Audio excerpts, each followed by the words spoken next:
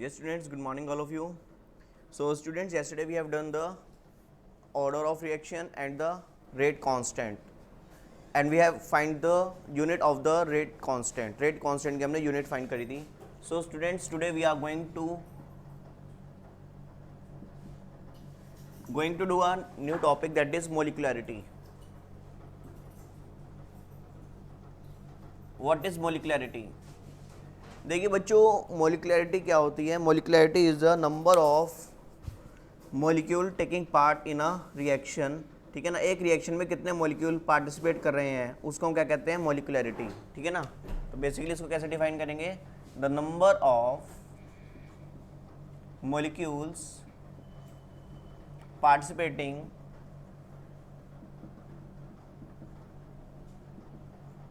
In a reaction is called molecularity. Is called molecularity. देखिए, it cannot be zero. It cannot be zero. And molecularity more than 3 is not observed. Is generally not observed. कहीं पे एक आधी जगह मिलती होगी, otherwise ये 3 से ज़्यादा मोलिकुलरिटी अधिकतर नहीं मिलती. Not observe. अब एग्जाम्पल समझ लेते हैं मोलिकुलरिटी, जैसे कि H2 plus I2 gives 2HI. तो देखिए यहाँ पर 2 मोलिक्यूल्स पार्टिसिपेट कर रहे हैं, तो इसकी मोलिकुलरिटी कितनी होगी बच्चों? 2.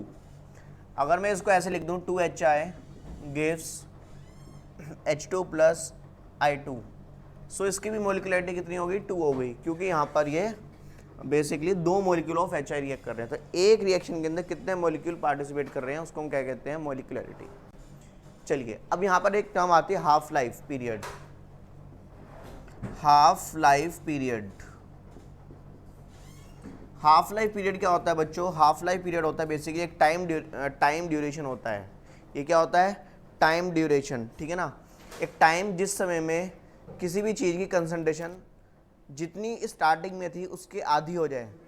जितने समय में किसी भी चीज़ की कंसंट्रेशन या फिर किसी चीज़ का भी अमाउंट आधा हो जाए उसको हम क्या कहते हैं? Half life. ठीक है ना. तो basically the time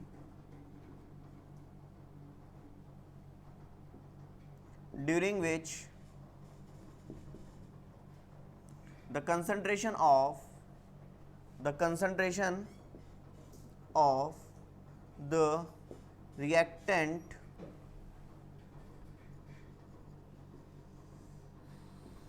is reduced to half of its initial concentration. Half of its initial concentration का आधा हो जाए is called half life period. Exam में डायरेक्ट डेफिनेशन पूछ सकते हैं. सो अगर इनिशियल कंसंट्रेशन कितनी है? R. ठीक है ना, then final concentration will be, ये इनिशियल कंसंट्रेशन कितनी है? R. तो फाइनल कंसंट्रेशन कितनी होगी?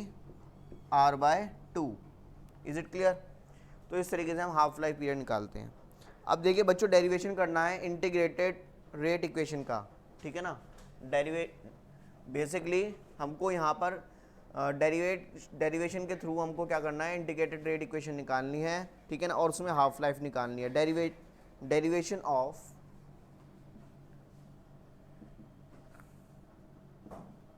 Integrated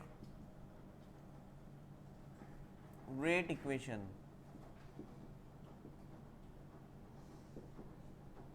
and expression of its half life period.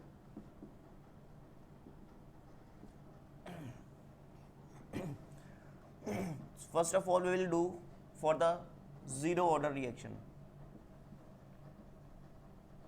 Students, suppose let us consider a reaction R2P. Suppose एक ये रिएक्शन है, तो उसके लिए अगर हम रेट लिखें, रेट इज इक्वल्स टू के कंसंट्रेशन ऑफ रिएक्टेंट की पावर कितना होगा 0, क्योंकि ये 0 ऑर्डर रिएक्शन है, ठीक है ना। और यहाँ पर रेट को हम ऐसे भी लिख लेते हैं minus D R by D T equals to K, क्योंकि इसकी पावर 0 है तो के हो जाएगा। अब क्या करते हैं बच्चों, में माइनस को डी टी को मैं उधर ले जाता हूँ, D R equals to minus K D T, क्योंकि के तो एक कॉन्स्टेंट है, integrating both side, integrating both side and we will get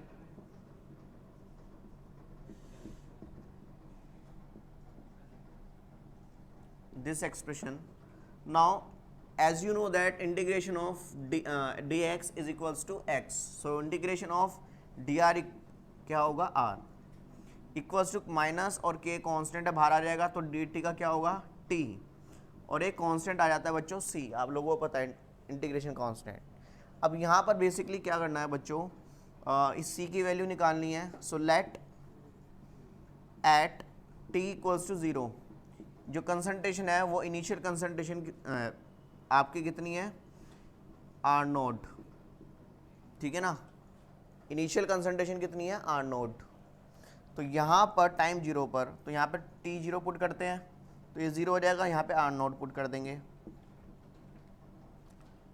minus K into 0 plus C, so C is equals to R naught, ये आपकी value आ गई। Now put the value of C in this equation, then we will get minus K T plus R naught, है ना। तो के T इधर और ये इधर, K T is equals to R naught minus R, R naught minus R, ये आ गया आपका, ठीक है ना। और यहाँ पर इसको थोड़ा सा मैं किस तरह से एक्सप्रेस कर लेता हूँ, K is equals to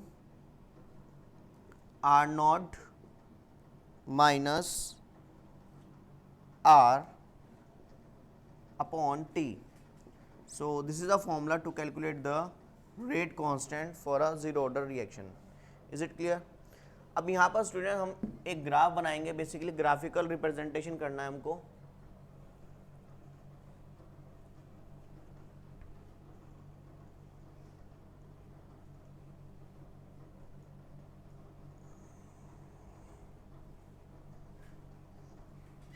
graphical representation, देखिए मैं इस इक्वेशन को देखता हूँ, minus K T plus are not, ये एक इक्वेशन है, तो इसको y equals to m x plus c से कंपेयर करते हैं। और y एक्सिस पे क्या आएगा बच्चों, y एक्सिस पे आएगा कंसंट्रेशन ऑफ r, और x एक्सिस पे क्या आएगा टाइम। आप देख रहे हैं इंटरसेप्ट क्या है R naught, and m slope क्या है माइनस के, नेगेटिव का स्लोप आ रहा है। तो यहाँ पर ये रहा आर नॉट, और ग्राफ कुछ इस तरह से बनेगा, तो स्लोप यहाँ पे जो होगा माइनस के।